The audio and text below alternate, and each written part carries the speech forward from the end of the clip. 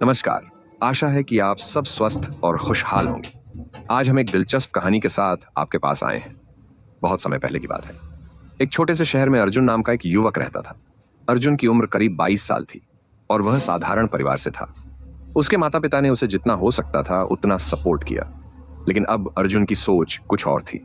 वह चाहता था कि उसके माता पिता पूरी दुनिया घूमे आए, उन्हें कोई तकलीफ ना हो, उन्हें कभी पैसों की चिंता ना हो। लेकिन यह सब उसके लिए एक सपना जैसा था, क्योंकि उसके पास पैसे नहीं थे।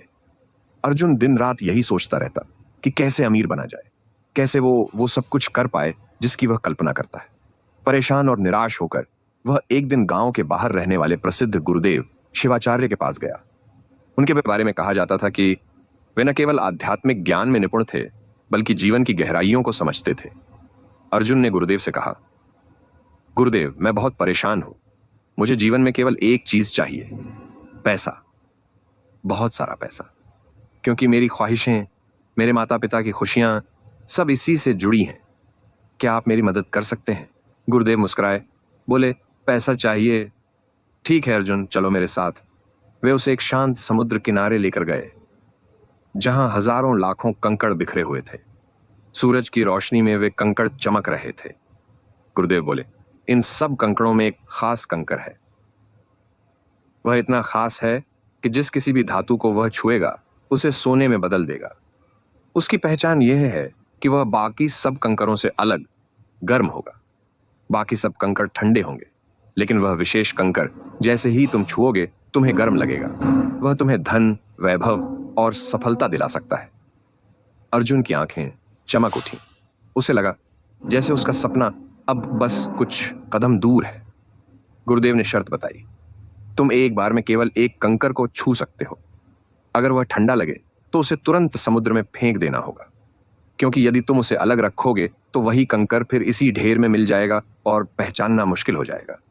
अर्जुन ने बिना समय गंवाए काम शुरू कर दिया। वह हर दिन सैकड़ों कंकर उठाता, महसूस करता और फिर ठंडा होने पर समुद्र में फेंक देता। दिन बीते, हफ्ते बीते, फिर महीने। शुरुआत में वह हर कंकर को ध्यान से छूता था, आंखें बंद करके महसूस करता, उम्मीद रखता। पर जैसे जैसे दिन बीतते गए वह थकने लगा। उसकी आदत बन गई, उठाओ, छुओ, फेंको। अब वह ध्यान नहीं देता, वह सिर्फ स्पीड में काम कर रहा था। 4 महीने बीत चुके थे। अब उसे खुद भी याद नहीं था कि वह कितनी बार फेंक चुका है, कितनी बार उम्मीद टूटी है। लेकिन एक चीज अभी भी थी, उसका विश्वास। उसे यकीन था कि वो खास कंकर जरूर मिलेगा। और फिर 5वें महीने के एक दिन एक कंकर उसने जैसे ही उठाया, उसे गर्म महसूस हुआ। दिल की धड़कन तेज हो गई, पर आदतन उसने बिना सोचे समझे उसे समुद्र में फेंक दिया। पलट कर देखा और हाथ अपने आप मुट्ठी में भींच गया। उसने महसूस किया कि यही वह कंकर था, वही गर्म कंकर, वही अवसर जिसे वह इतने महीनों से ढूंढ रहा था। लेकिन अब बहुत देर हो चुकी थी। वह कंकर समुद्र की गहराई में खो चुका था। वह वापस नहीं आ सकता था। अर्जुन वहीं रुक गया, जमीन पर बैठ गया। कुछ देर के लिए कुछ भी सुनाई नहीं दिया, सिर्फ लहरों की आवाज और पछतावे की एक भारी चुप्पी। गुरुदेव कुछ दूरी से यह सब देख रहे थे। वे धीरे से पास आए और बोले, यही जीवन है अर्जुन, तुमने मेहनत की, हाँ, लेकिन ध्यान खो दिया। तुम्हारा अभ्यास, तुम्हारी आदत, तुम्हारे अवसर को निगल गई। यही होता है जब हम हर दिन को हल्के में लेने लगते हैं। शुरुआत में ध्यान से करते हैं, लेकिन धीरे धीरे वही दिनचर्या, वही जल्दबाजी हमें हमारी मंजिल से दूर कर देती है। हर दिन एक कंकर है, वो गर्म कंकर, वह अवसर कब आ जाए तुम्हें नहीं पता, लेकिन जब वह आए तब तुम्हें तैयार रहना होगा। इस कहानी से क्या सीखने को मिलता है? हम सब अर्जुन की तरह हर दिन उठते हैं, काम पर जाते हैं, लोगों से मिलते हैं, लेकिन कभी कभी आदतन इतना ऑटो मोड में जीते हैं कि जब जिंदगी हमें एक असली अवसर देती है, हम उसे भी बिना पहचाने यूं ही फेंक देते हैं। जिंदगी का हर दिन एक कंकर है।